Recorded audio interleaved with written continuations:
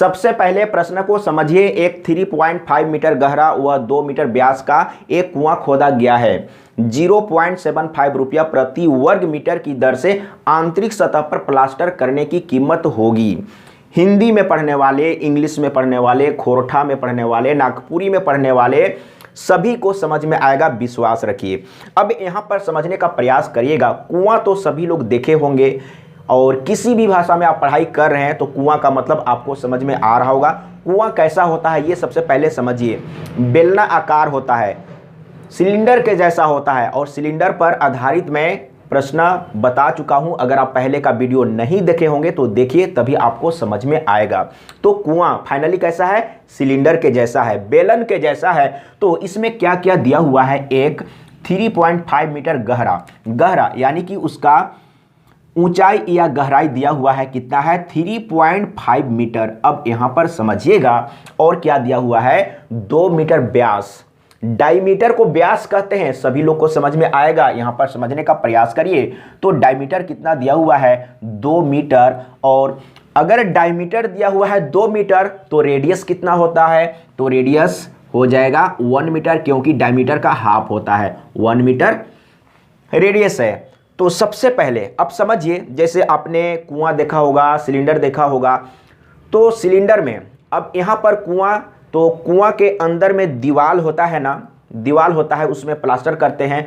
तो उसी एरिया को निकालना है। उस एरिया को क्या कहते हैं? हिंदी में वक्र पृष्ठ का क्षेत्रफल और इंग्लिश में कर्व सरफेस एरिया। समझिएगा। तो सबसे पहले हम लोग निकालेंगे कर्व सरफेस एरिया, निकालेंगे वक्र पृष्ठ का क्षेत्रफल। कुआं के अंदर चारों तरफ जो साइड में दीवार है उसी का क्षेत्रफल निकालेंगे। नीचे एक सर्कल के जैसा होगा, उसको प्लास्टर नहीं करते हैं। अगर प्लास्टर करने का बात बोला है तो नीचे जो सर्कल है उसको प्लास्टर नहीं करना है, उसका एरिया नहीं लेना है, सिर्फ दीवार को लेना है। तो उसी को कहते हैं curve surface area. Curve surface area कैसे निकालेंगे? किसका? अब कुआं को भूल जाइए। कुआं क्या है? सिलेंडर है। तो सबसे पहले आप सर्कल का पेरीमीटर लिखिए। तो सर्कल का परिधि क्या होता है? 2 पाई r होता है, यही होता है। लेकिन यहां पर सिलेंडर की बात हो रहा है तो सिलेंडर यानी कि कुआं के ऊंचाई या गहराई से आप गुना कर दीजिए। तो ये हो गया कर्व सरफेस एरिया। यह आपको याद होना चाहिए। फटाफट कैलकुलेशन करिए। 2 और यहां पर पाई का वैल्यू 22/7 लेंगे। r कितना है? 1 मीटर है। और h कितना है? तो 3.5 है, यही ना।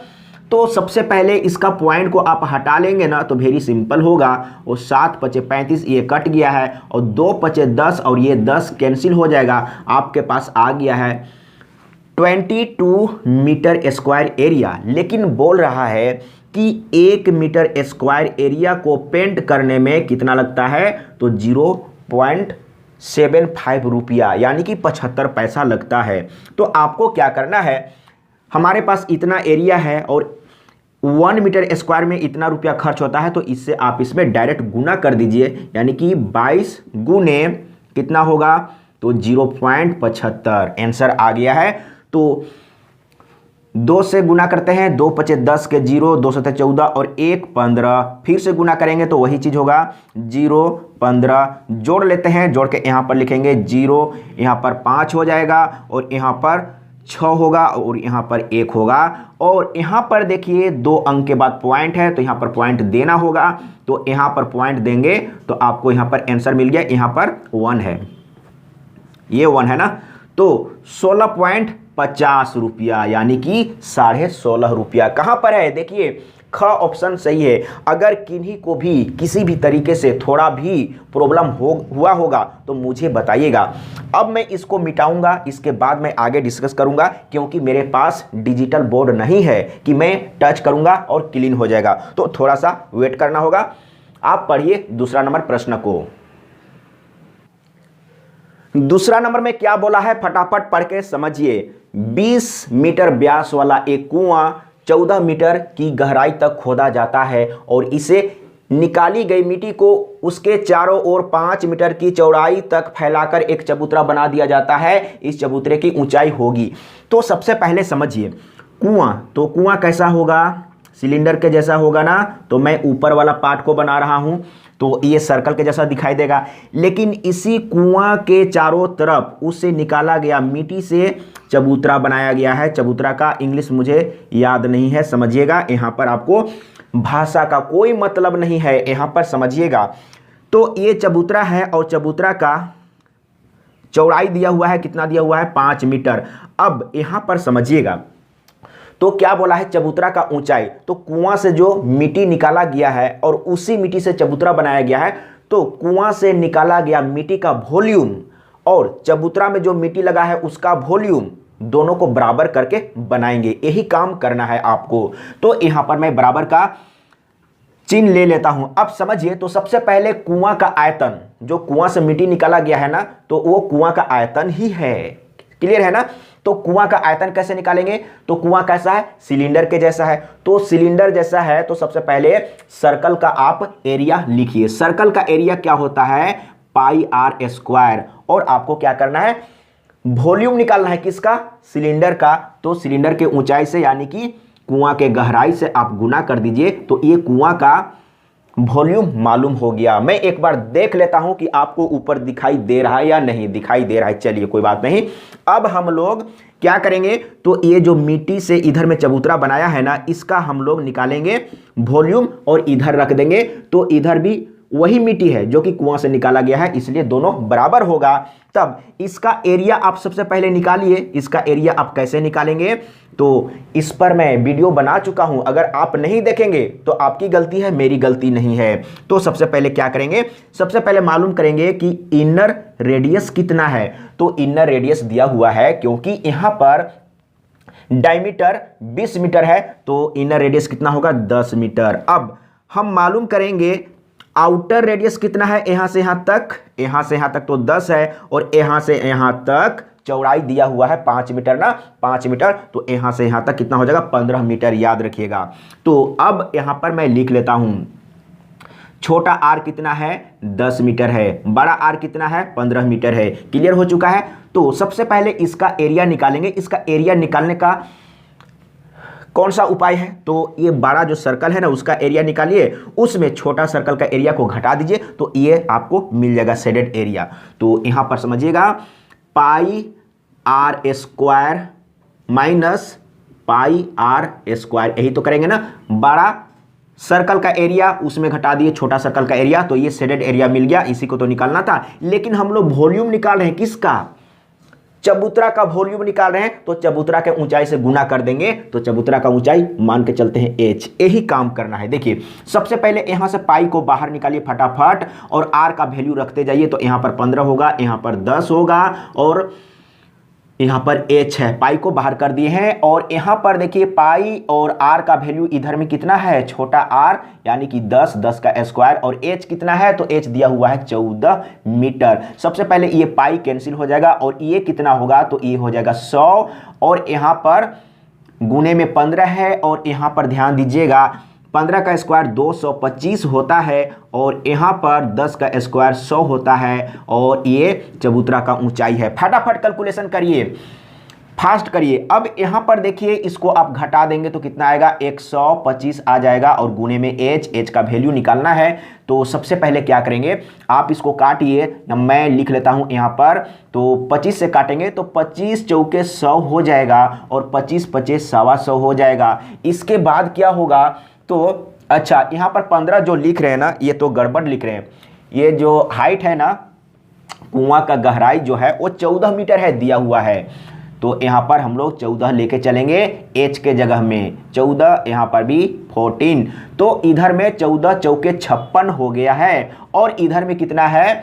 5h है। तो h का वैल्यू आप निकाल दीजिए, आपको आंसर इधर ही मिल जाता। लेकिन मैं आगे बढ़ रहा हूं डिटेल में समझाने के लिए। तो यहां पर देखिए 5 एकम 5, फिर से 5 एकम 5, एक बच गया, पॉइंट देंगे 10 होगा, तो 5 दूना 10, राइट आंसर आ गया है। इसमें कोई डाउट नहीं है, इसी तरीके से आप भी सॉल्व कर सकते हैं। लेकिन ये क्या आया? हाइट ना, हाँ हाइट आया है। तो आपको हाइट तो मीटर में है ना, तो मीटर में ही रहेगा। तो यहाँ पर देखिए आंसर मिलाइए फटाफट, कहाँ पर है, तो ग ऑप्शन सही है। क्या किन्हीं को प्रॉब्लम हुआ है? अगर हुआ है प्रॉब्लम तो कमेंट में लिखिए, मुझे बताइए कि आपको क्या प्रॉब्लम हो रहा है, क्योंकि समय अब ज़्यादा नहीं है, इधर उधर भटकते रहेंगे तो काफ़ी नुकसान होगा। तो मैं आगे, आप प्रश्न को पढ़िए, मैं इसको मिटा लेता हूं, उसके बाद मैं आगे डिस्कस करूंगा।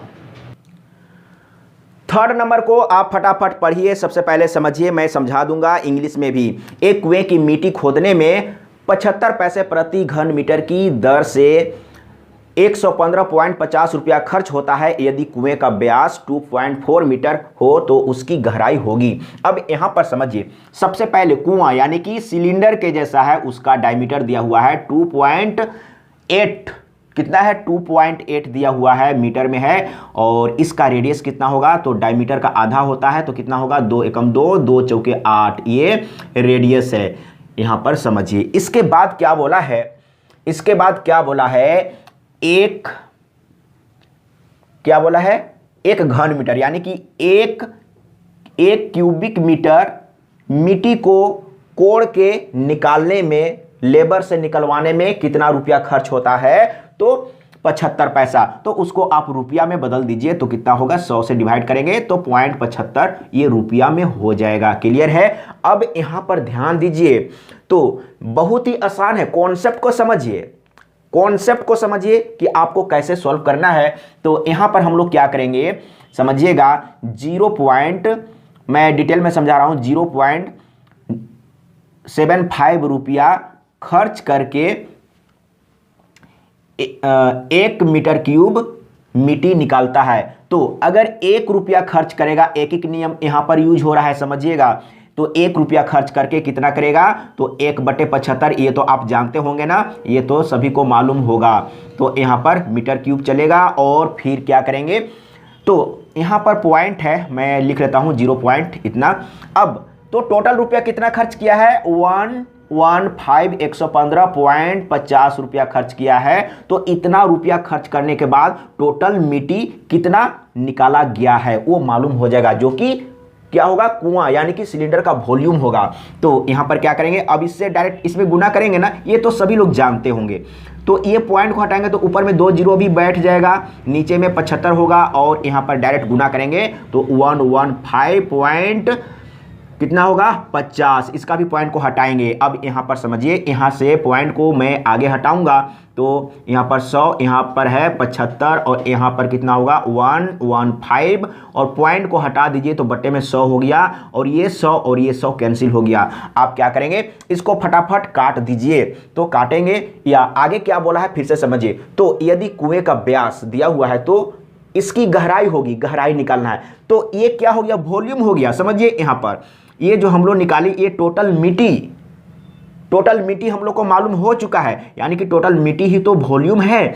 1155 0 और बटे में 75 ये वॉल्यूम है। और इधर में कुआं का वॉल्यूम का फॉर्मूला लिख दीजिए, तो क्या होगा, πr² h होगा ना, πr² h होगा। अब हम लोग क्या करेंगे, तो पाई का वैल्यू आप 22/7 रखेंगे, 22/7 रखेंगे, यही ना, πr² h वॉल्यूम, ठीक है। इसके बाद यहाँ पर r का वैल्यू कितना है, देखिए, तो r का वैल्यू, तो आप इसको 2 बार लिख लीजिएगा। r² करने से अच्छा है कि आप इसको 2 बार पॉइंट में लिख दीजिए, मतलब कि 1.4।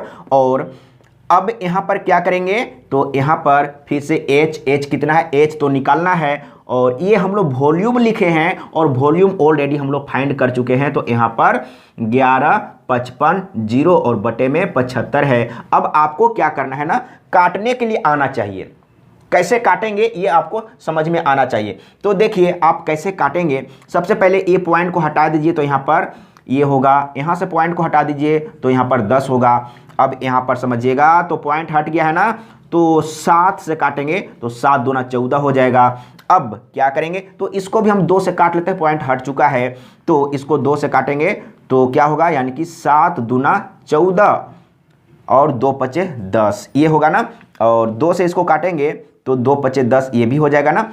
अब यहाँ पर समझिएगा, तो 5 पचे 25 हो गया ना। अच्छा, मिलाते चलिएगा, नहीं तो मिस्टेक हो जाएगा। सबसे पहले क्या किए थे, 7 दूना 14 इसको काट दिए, ठीक है, और फिर 2 पचे 10 इसको काट दिए।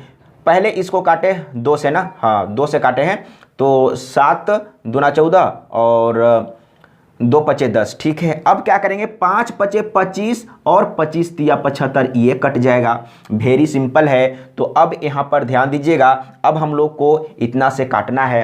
तो सबसे पहले आप इसको काटिए, इसको आप काटिए 3 से, तो यहाँ पर क्या होगा, यहाँ पर हो जाएगा 3 तिहाई 9, यहाँ पर 2 बच गया तो कितना होगा, 3 तिहाई 9, 2 बच गया तो 25, तो 3 अठे 24 होगा, फिर 1 बच गया तो 3 पचे 15 होगा और 1 0 यहाँ पर ये हो गया।